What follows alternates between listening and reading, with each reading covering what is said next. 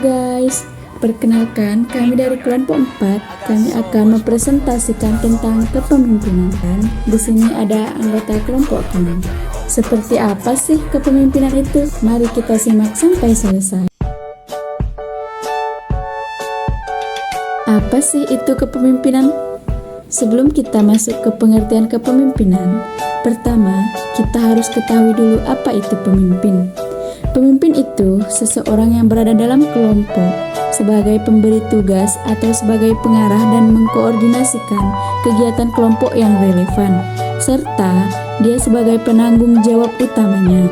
Nah, jadi kita udah tahu nih apa itu pemimpin. Langsung saja kita ke pengertian kepemimpinan.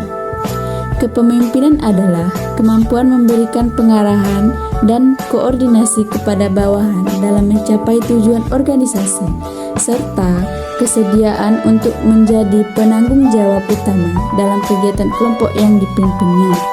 Selanjutnya, gaya kepemimpinan akan berorientasi pada pemenuhan kebutuhan karyawan, memuaskan kebutuhannya, serta lebih produktif bagi perusahaan.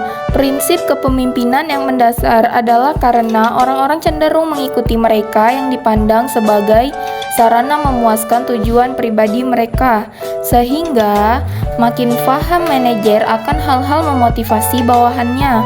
Pendekatan sifat kepemimpinan, berbagai penelitian telah dilakukan untuk mengetahui sifat seseorang. Selanjutnya, menurut Ralph M. Stockdill 1974 mengemukakan bahwa berbagai penelitian yang dilakukan tidak mengidentifikasi 5 ciri fisik dalam kaitannya dengan kemampuan kepemimpinan. Kelima ciri tersebut adalah sebagai berikut. 1. Kondisi fisik atau tinggi, berat, penampilan, energi. 2. Kepribadian seperti kemampuan menyesuaikan diri, agresif, antusias, keyakinan. Yang ketiga, keterampilan dan kemampuan seperti inteligensia, pengetahuan, dan kemampuan teknik. Yang keempat, status sosial seperti kerjasama, keramahan, keadaan sosial ekonomi.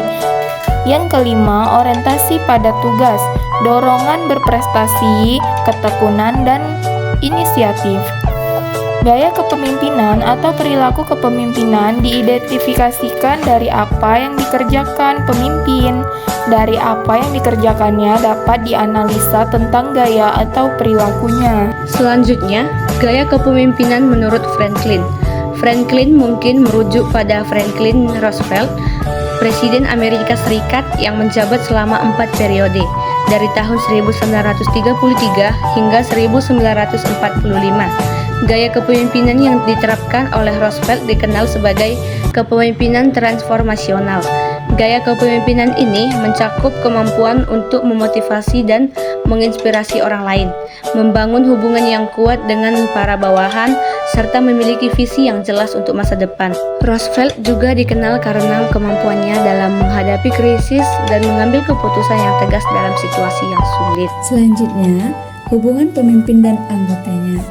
Dimensi ini menurut Fiedler adalah yang paling penting karena kuasa posisi dan struktur tugas boleh jadi sebagian besar dikendalikan oleh perusahaan. Dimensi ini berkaitan dengan sejauh mana anggota kelompok menyukai dan mempercayai pemimpin serta mau mengikutinya. Adapun 5 prinsip kepemimpinan. Yang pertama, tentukan sasaran dan tujuan bersama anggota kelompok. Yang kedua, bantu anggota untuk mencapai tujuan atau sasaran kelompok. Yang ketiga, koordinasi kegiatan kerja. Yang keempat, bantu anggota agar dapat menyesuaikan diri dengan kelompok. Dan yang kelima, tunjukkan perhatian manusiawi. Ada 7 tantangan besar kepemimpinan. Yang pertama, visi organisasi yang lemah. Yang kedua, perilaku kepemimpinan yang inkonsisten. Yang ketiga, kurangnya kadar kepemimpinan. Keempat, kompetensi manajemen yang usang. Yang kelima, buruknya keterkaitan antara unit-unit kerja dengan tujuan organisasi. Yang keenam, kurangnya kesatuan dan kerjasama. Dan yang terakhir, ketidakmampuan untuk mengelola konflik secara efektif. Adapun kesimpulan dari kepemimpinan ialah Kepemimpinan adalah suatu keterampilan yang dapat dipelajari dan dikembangkan. Gaya kepemimpinan yang efektif bervariasi tergantung pada situasi dan karakteristik individu yang dipimpin. Kepemimpinan yang baik mencakup kemampuan untuk memotivasi, menginspirasi, dan memandu orang lain menuju tujuan yang diinginkan. Selain itu, kepemimpinan yang efektif juga melibatkan kemampuan untuk berkomunikasi dengan jelas, membangun hubungan yang kuat, serta mengambil keputusan yang tepat dalam situasi yang kompleks. Dengan memahami prinsip-prinsip kepemimpinan dan terus mengembangkan keterampilan kepemimpinan, seseorang dapat menjadi kepemimpinan yang efektif dan memberikan dampak positif dalam lingkungan kerja maupun kehidupan sehari-hari.